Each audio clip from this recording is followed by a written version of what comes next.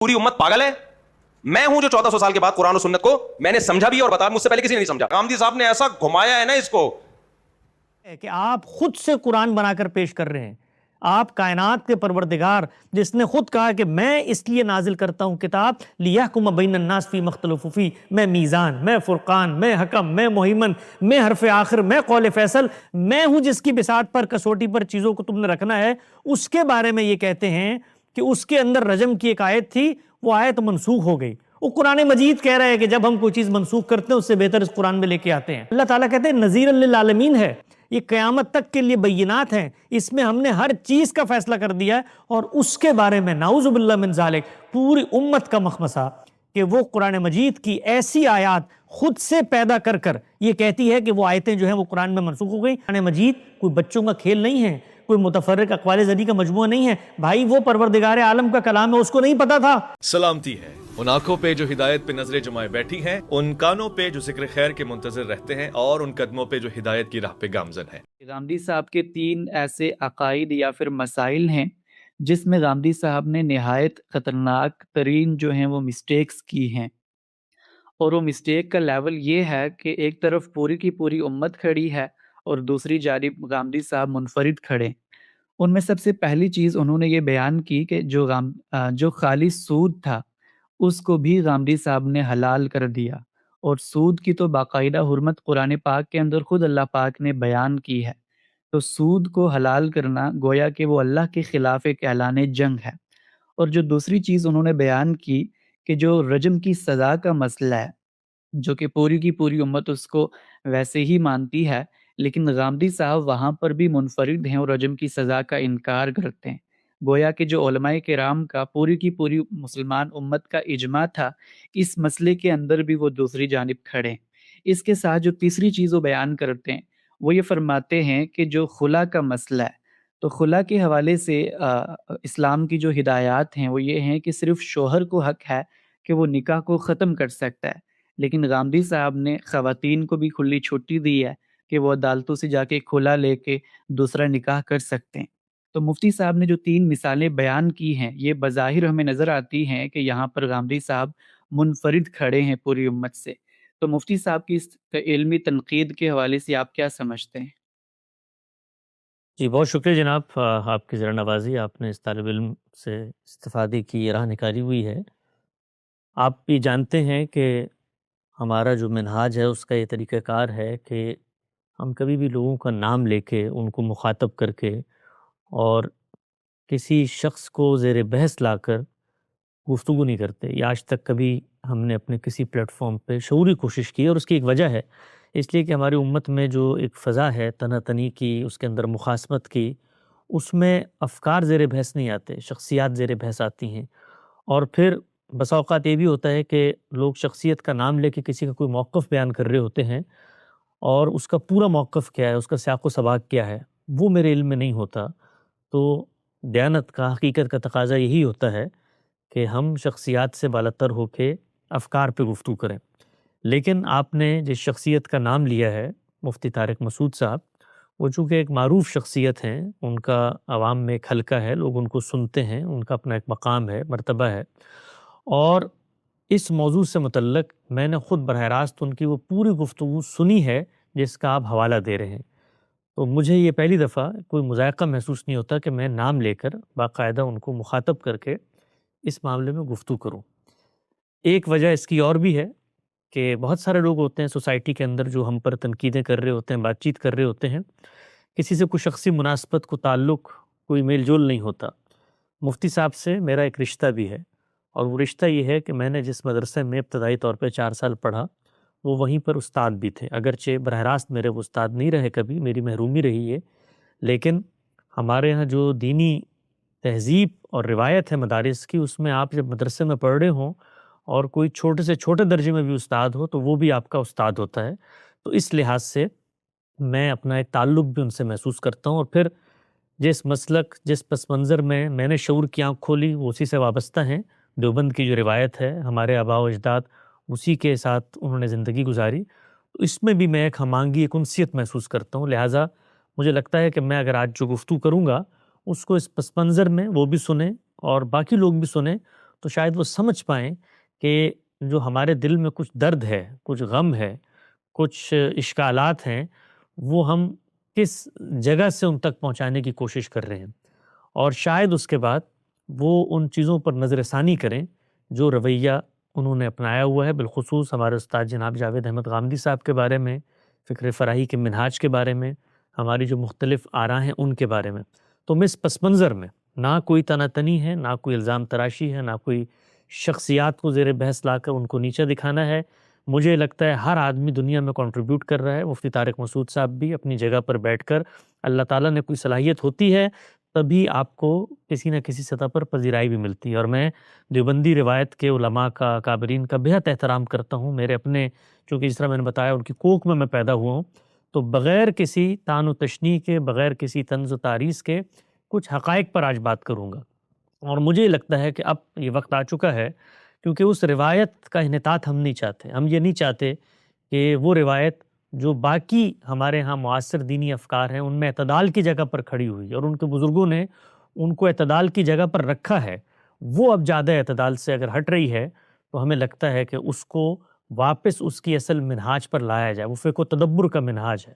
وہ غور و فکر کا منہاج ہے، وہ فرقہ واریت کا منہاج نہیں ہے۔ وہ جس پس منظر میں وجود پذیر ہوا ہے وہ امت کے اندر جو معروف انحرافات سے ان کے مقابلے کے لیے وجود پذیر ہوا ہے۔ تو ابھی بھی وقت ہے، ابھی بھی موقع ہے ہمارے پاس کہ ہم اس کو اس طرف نہ جانے دیں جہاں سے اس کی ابتدا نہیں ہوئی۔ اور مفتی صاحب کے بارے میں یہ عرض کروں گا کہ ان کو اللہ تعالیٰ نے صلاحیت دی ہے ابلاغ کی، بات چیت کی، لوگوں سے کنیکٹ کرنے کی، عوام میں شعور بیدار کرنے کی، اور وہ بہت احسن و خوبی کے ساتھ یہ کام انجام دے رہے ہیں۔ لیکن جس وقت انہیں کسی شخص کے افکار پر تنقید کرنے کا قرض محسوس ہو اپنے باروں پر، تو اس موقع پر ایک ذمہ داری ہے جس کو پھر پورا کرنا پڑتا ہے۔ کوئی فرق نہیں پڑتا اس سے، کچھ دن کا آدمی وقفہ لے لیتا ہے اپنے روزمرہ کی مصروفیات سے، دعوت و تبلیغ کا کام جاری رہتا ہے امت میں، اور انہوں نے اتنے سارے کام کیے تو یہ بھی جاری رہے گا، اور کچھ نہیں فرق پڑتا اگر کچھ دن کے لیے لوگ جو ہیں وہ بریانی بنانے کے ٹوٹکوں سے اور ایک سے زائد شادی کرنے کی فضائل سے محروم رہ جائیں گے۔ لیکن اگر تنقید کرنے کا شوق ہے تو پھر کمرہ بند کر کے اس صاحب علم کی کتابیں کھولیں، اس کو من البدایہ الی النہایہ پڑھیں۔ اگر اس میں کوئی تردد، کوئی سوال، کوئی اشکال، کوئی ابہام، کوئی تنقید محسوس ہوتی ہے تو ہم لوگ زندہ موجود ہیں، ہم سے رابطہ کریں، ہم سے پوچھیں،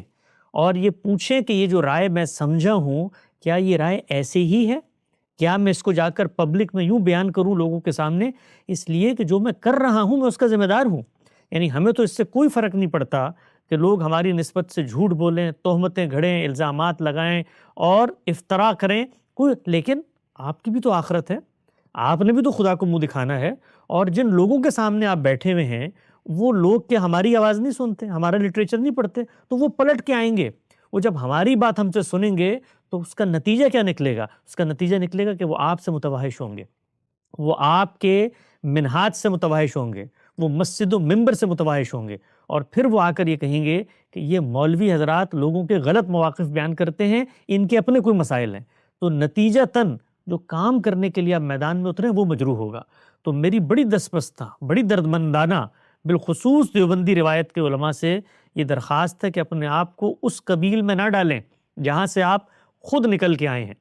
جس کا مقابلہ کرنے کے لیے آپ کھڑے ہیں۔ اور اس دور میں دین کی تجدید، دین کو انحرافات سے دور رکھنا، دین کو خالص شکل میں پیش کرنے کی جو بیڑا ہے وہ جس صاحب علم نے اٹھایا ہے اس کے افکار کو سمجھیں، اور اگر اللہ نے توفیق نہیں دی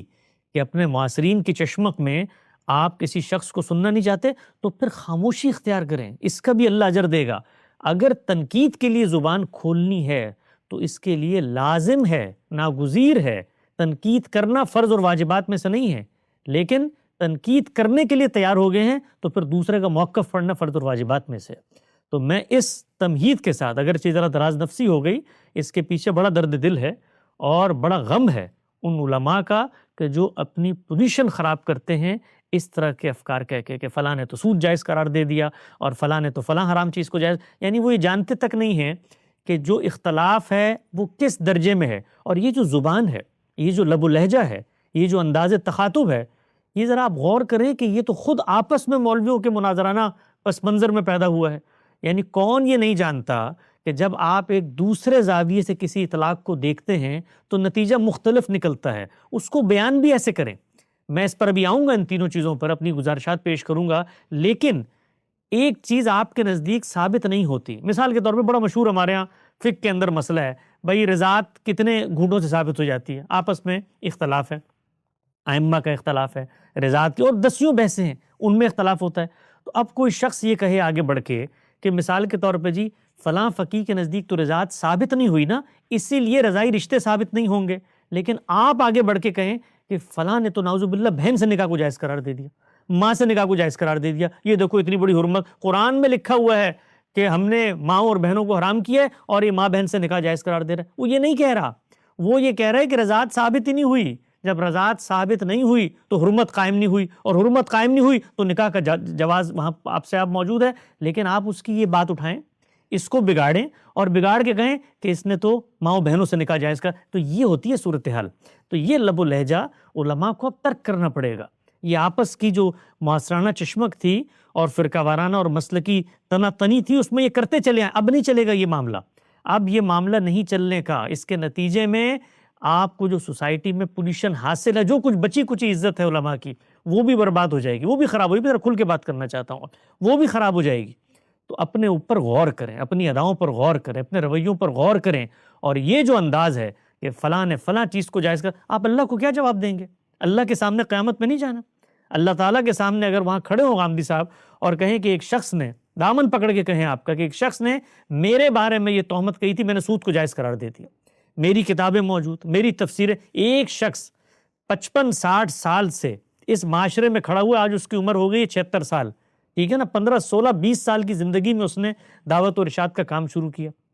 اس نے ربع صدی کے اندر اپنی ایک کتاب لکھی، اس کی تفسیریں موجود، ہزاروں گھنٹوں کے لیکچر موجود،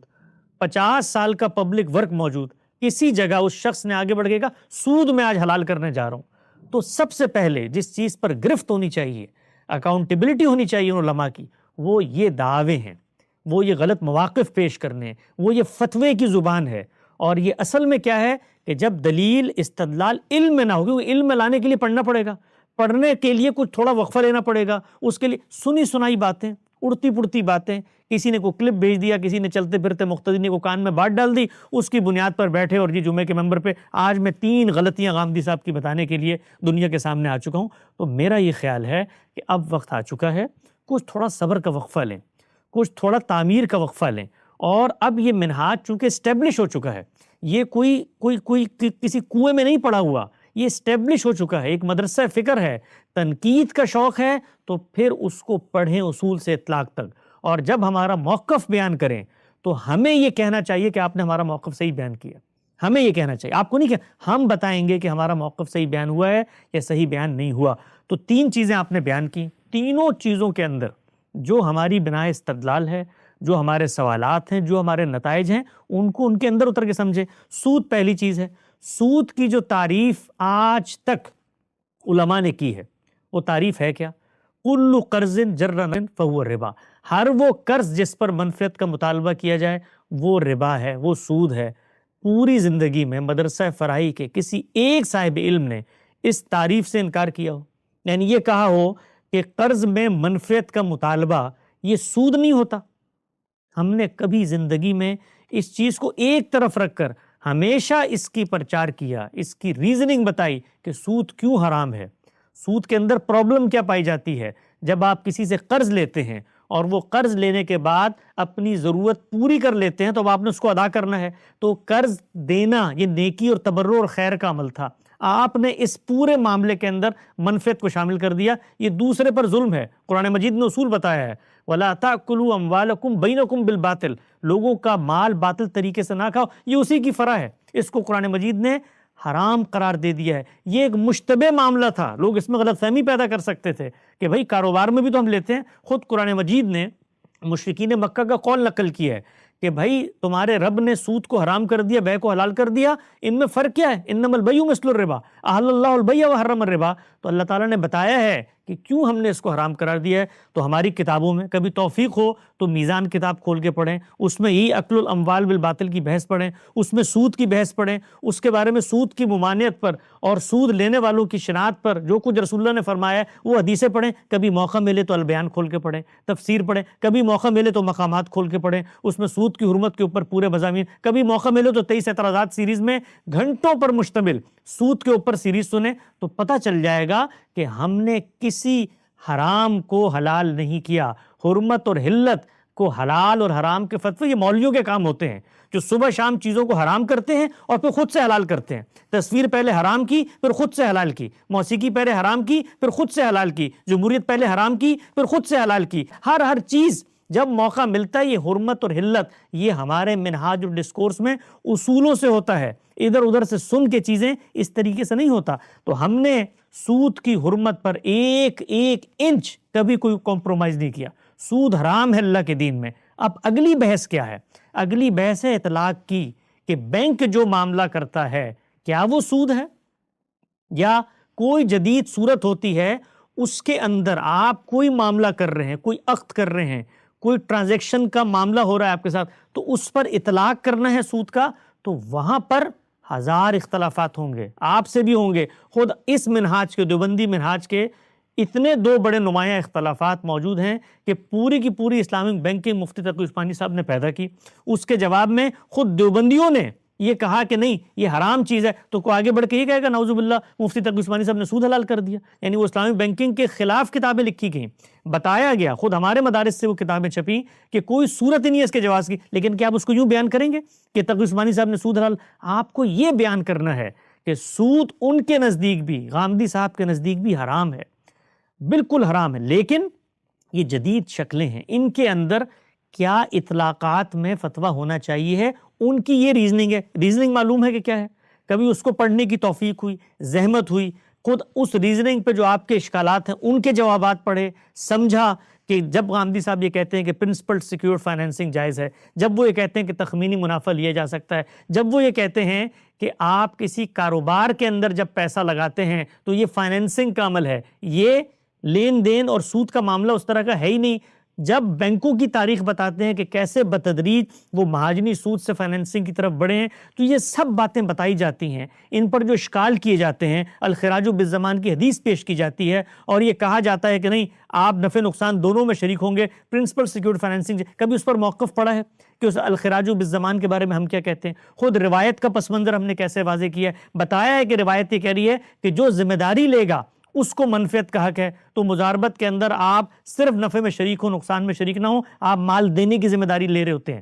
اور دوسرا کاروبار کرنے کی، تو یہ ساری چیزوں کے اوپر ہمارے مواقف موجود ہیں، ان کو سمجھیں۔ جب سمجھیں گے تو پھر معلوم ہوگا کہ یہ معاملہ یہ تقریر اور فتوے کا نہیں ہے کہ آپ کھڑے ہو کر کہیں جی فلاں نے سود کو حلال کر دیا، فلاں نے سود کو حرام کر دیا، پھر آپ کو سمجھ میں آئے گی بات کہ یہ ہم کیا، اور خود پھر جب آپ سے سوال ہوگا، میں نے خود دیکھا قسطوں کے کاروبار کے حوالے سے آپ سے سوال ہوا، تو اس کے جواب میں آپ نے کیا کہا کہ آپ اس موقع پر اگر طے کر لیں کہ اس کی قیمت اتنی ہوگی اور باقی قسطوں، اب آگے بڑھ کے کوئی کہے سبحان اللہ بھائی آپ نے تو سود کو جائز قرار دے دیا، تو یہ سمجھنے کی بات ہے، اس مائنڈ سیٹ سے نکلیں، اس کا کوئی فائدہ نہیں ہے، اس کا صرف اور صرف نقصان ہے۔ تو سود حرام ہے، ممنوعات میں سے ہے، دین نے حد لگا دی ہے اس کے اوپر، لیکن کیا چیز سود ہے، کیا چیز سود نہیں ہے؟ یعنی آپ نے کہا سود حرام ہے، تو اب میں مثال کے طور پہ کسی کو سلام کہوں، آپ کہیں یہ بھی سود دے رہا ہے، بھائی اطلاق کرنا پڑے گا نا، بتانا پڑے گا کہ اس کے اندر سود پایا جاتا ہے، سود نہیں پایا جاتا، سود قرض کے معاملے میں ہوتا ہے، کاروبار میں سود نہیں ہوتا، نفع نقصان میں شریک ہونے کو سود نہیں کہتے، اس طرح انشورنس سود نہیں ہوتی، ہر چیز جس کو آپ نے سود، اب یہ مثال کے طور پہ انشورنس آج سے پہلے حرام تھی، تو اب یہ اسلامک بینکنگ والوں نے تکافل، تو آپ آگے بڑھ کے کہیں گے انہوں نے سود کو جائز قرار دے دیا، بھائی انہوں نے اطلاقات کو تبدیل کیا، جو اشکالات تھے ان کو رفع کیا، تو چیزوں کو اس طریقے سے بیان کرنا سیکھیں، مشکل ہے، یہ ٹریننگ علماء کی نہیں ہوئی، مجھے پوری طریقے سے اندازہ ہے، میں خود اسی قبیل سے نکلا ہوا ہوں، وہاں فتوے کی زبان ہے، وہاں لوگوں کو منافرت سے، ملت سے اخراج کرنے کی زبان ہے، وہاں اپنے آپ کو ناجی فرقہ ثابت کرنے کی زبان ہے، استدلال کی زبان، ریزننگ کی زبان، آرگومنٹ کی زبان ہمارے علماء نے سرے سے سیکھی نہیں ہے، اور اب نہیں سیکھی، تو جو کچھ اس کا نتیجہ نکلے گا، کچھ سبق سیکھیں یورپ سے، کہ جب وہاں کے مذہبی طبقات اس درجے تک پہنچے کہ وہ لوگوں کی آراء کو اس طرح ڈسٹارٹ کر کے، بگاڑ کے پیش کرتے تھے، تو پھر جب رد عمل اٹھتا ہے تو پھر وہ لوگ اس جگہ پر جاتے ہیں کہ جہاں مذہب کا نام لینا جرم بن جاتا ہے. تو اپنی مذہبی شناخت کی حفاظت کریں، اپنے اس مذہبی تقدس کی جو حساسیت ہے اس کو پہچانیں، اور اپنے اوپر خدا خوفی کو طاری کریں کہ کسی شخص کا غلط موقف بیان کریں گے تو قیامت کے دن، دنیا کی تو چکا چوند ہے 4-5 دنوں کی بھائی، یہ یوٹیوب چینل ہیں، یہ سب ویوز سب یہی رہ جائیں گے. قیامت میں جانے کے نہیں جانا، وہاں پر جا کے آپ لوگوں کو بتائیں گے کہ میں لوگوں کے بارے میں یہ غلط موقف بیان کرتا تھا. تو اس کے اوپر ازراہ کرم غور کریں. دوسرا کیا نقطہ نظر ہے؟ دوسرا نقطہ نظر بیان کیا رجم کے حوالے سے. کبھی توفیق ہوئی، کبھی زندگی میں موقع ملا کہ کسی صاحب علم نے اپنی زندگی کی علمی سفر کا آغاز ان بحثوں سے کیا ہے. 1970-1980 میں لکھی ہوئی یہ بحثیں ہیں، ان کی کتاب برہان میں موجود ہیں. پورا مسئلہ سمجھایا ہے. اس مسئلے میں جو مخمصہ ہے جس میں امت پھنسی ہوئی ہے، اس کی تصویر کبھی لوگوں کے سامنے رکھی جائے تو لوگ سر پکڑ کے بیٹھ جائیں کہ یہ جس دین کی دعوت قیامت تک لوگوں کے لیے دیتے ہیں اس دین کے تار و پود بکھیر دیے انہوں نے. یعنی یہ لوگ یہ کہتے ہیں کہ قرآن مجید کی آیات ہیں ایسی کہ جو قرآن مجید کے اندر نہیں ہیں.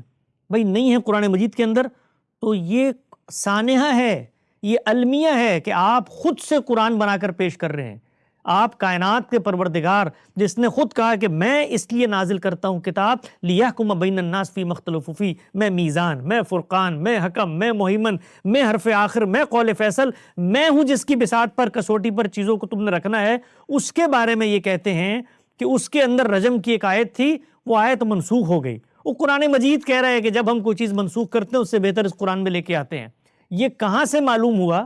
کہ تلاوت منسوخ ہو گئی، حکم یہ اللہ تعالیٰ نے بتایا کہیں قرآن مجید میں؟ وہ اللہ تعالیٰ کہتے ہیں نذیر للعالمین ہے، یہ قیامت تک کے لیے بینات ہیں، اس میں ہم نے ہر چیز کا فیصلہ کر دیا ہے. اور اس کے بارے میں نعوذ باللہ من ذالک پوری امت کا مخمصہ کہ وہ قرآن مجید کی ایسی آیات خود سے پیدا کر کر یہ کہتی ہے کہ وہ آیتیں جو ہیں وہ قرآن میں منسوخ ہو گئیں اور اس کا حکم باقی ہے. یہ مخمصہ تھا. پرابلم پیدا کیسے ہوا؟ قرآن مجید 2 اور 2 4 کی طرح واضح ہے کہ جب کوئی مرد عورت زنا کا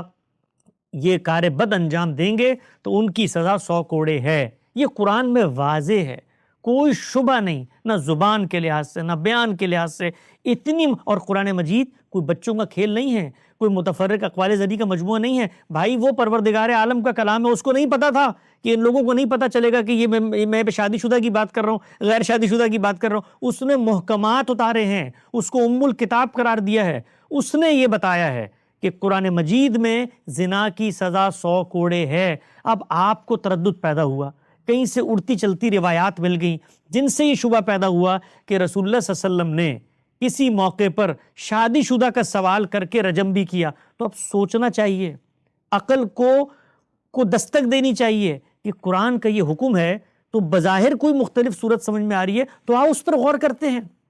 اس کی تحلیل کرتے ہیں، اس کی تعویل کرتے ہیں، سمجھتے ہیں اس کو. چنانچہ پھر مدرسہ فراہی کا یہ امتیاز ہے کہ وہ قرآن کو ہر چیز پر حاکم مانتا ہے. اس نے قرآن کی آیت کو سمجھا اور اس پر قفل لگا دیے کہ جب سزا طے ہو چکی ہے زنا کی، وہ شادی شدہ غیر شادی شدہ کی تقسیم کے بغیر 100 کوڑ ہے. تو اب روایتوں پہ غور کرتے ہیں. تو جب روایتوں پہ غور کیا، جن روایتوں کی بنیاد پر آپ قرآن مجید کے تار و پود بکھر رہے ہیں، تو ان روایتوں کا تناقض واضح کیا، بتایا ان روایتوں میں کیا چیز زیر بحث ہے، اور پھر یہ بتایا کہ جس رجم کا تم ذکر کر رہے ہو وہ شادی شدہ غیر شادی شدہ کی بنیاد پہ وہ خود قرآن مجید کی ایک دوسری سزا ہے جس کا رسول اللہ صلی اللہ علیہ وسلم نے اطلاق کیا ہے. چنانچہ اب روایتوں کو پڑھیں کہ جب آئے ہیں رسول اللہ صلی اللہ علیہ وسلم کے پاس وہ لوگ جن کے اوپر آپ نے تو جو خواتین تھی ان کو چھوڑ دیا. تو قرآن تو کہتا ہے مرد اور عورت دونوں کو آپ نے سزا دینی ہے، خواتین کو کیوں چھوڑ دیا؟ تو عقل یہ کہتی ہے، قرائن یہ بتاتے ہیں، وہ شرائط جو روایتوں میں بیان ہوئی ہیں ان کے پس منظر کو پڑھیں. ماعز اسلمی کا واقعہ ایک ایک روایت پہ کام کیا، کبھی موقع ملا پڑھنے کا اس پر بتایا غامدی صاحب نے کہ یہاں دیکھو کیا ہو رہا ہے، یہ عام زنا نہیں ہے، یہ زنا بالجبر ہے. جب زنا بالجبر فساد فی الارض بن جاتا ہے تو قرآن میں سزائیں بیان ہوئی ہیں. پھر جتنی رپورٹنگز ہیں، ایک ایک رپورٹنگ پہ غامدی صاحب نے گفتگو کی. کہیں پر رسول اللہ صلی اللہ علیہ وسلم جلا وطنی اور رجم کی سزا دے رہے ہیں، کہیں پر رسول اللہ صلی اللہ علیہ وسلم 100 کوڑے اور جلا وطنی کی سزا دے رہے ہیں. یہ 100 کوڑوں کے ساتھ جلا وطنی کی سزا کہاں سے آ گئی؟ تو یہ سمجھنے کی چیز ہے، تفقہ کی چیز ہے، تدبر کی چیز ہے کہ غور و فکر کیا جائے روایتوں پر کہ روایتوں کے اندر کیا ہو رہا ہے. اس پس منظر میں ایک شخص کے جرم کی شناخت کو واضح کرتے ہوئے یہ سوال بھی ہوا کہ کیا یہ شادی شدہ تھا، اس کے باوجود اس نے اتنا بگڑا ہوا کام کیا ہے. تو فساد فی الارض کی سزا ہے. رجم، ہم میں سے کوئی شخص رجم کی سزا کا انکار نہیں کرتا. یہ تہمت ہے، یہ جھوٹ ہے، یہ بہتان ہے جو ہمارے اساتذہ پر اور اس منہاج کے علماء پر لگایا جاتا ہے. انہوں نے رجم کا انکار، رجم قرآن کی سزا ہے، قرآن مجید میں لکھا ہوا ہے، اور یہ رجم کی سزا قرآن مجید میں جو آئی ہے یہ خود قرآن مجید نے بتایا ہے. یہ ہمیشہ سے چلی آ رہی تھی یہ سزا. اور یہ کس چیز کی سزا تھی؟ یہ فساد کی سزا تھی. آپ ذرا قصہ موسیٰ اور فرعون پڑھیں، اس میں وہ کہہ رہا ہے، فرعون کہہ رہا ہے میں تمہیں رجم کر دوں گا، تم نے فساد کر دیا ہے. آپ قصہ شعیب پڑھیں، اس میں وہ کہہ رہا ہے کہ ہم لوگ تمہیں رجم کر دیں گے. آپ سورہ یاسین پڑھیں، اس میں اس گروہ کے ساتھ اس دور کے بادشاہ ہم تمہیں لنرجمنکم، ہم تمہیں رجم کریں گے. تو رجم کی سزا فساد کی سزا ہے. فساد کی سزا رسول اللہ صلی اللہ علیہ وسلم نے دی، آج بھی باقی ہے. اس کو اس طریقے سے بیان کریں، بتائیں کہ یہ لوگ قرآن کو حاکم مانتے ہیں، اور یہ جو ہم نے آیتیں ادھر ادھر کی کتابوں میں آ گئی ہیں، نعوذ باللہ من ذالک، یہ کہ بھائی الشیخ والشیخ اذا زنیا اور فرجم کلہما میت جلدہ، اس طرح کی آیت یہ قرآن مجید ہے. اور یہ دنیا کو آپ پیغام دے رہے ہیں کہ ہمارا قرآن جو ہے اس کی یہ آیتیں بکری کھا گئی تھی، اور یہ آیتیں بخاری میں لکھی ہوئی، اور یہ کتاب، یعنی اس کتاب کو اگر اس جگہ پر لے کر آنا ہے تو اس باقی کتاب پر ہم کیسے اعتماد کریں کہ ایک آیت وہاں سے منسوخ کر دی، ایک وہاں سے آپ نے مثال کے طور پر جو وراثت کے احکام ہے اس میں اخ من الام کی چیزیں شامل کر دی، یہ دین کے ساتھ کر رہے ہیں. تو اس کے جواب میں کوئی آگے بڑھ کے کہے کہ یہ لوگ قرآن مجید، میں آپ کو ایک چیز عرض کرنا چاہتا ہوں،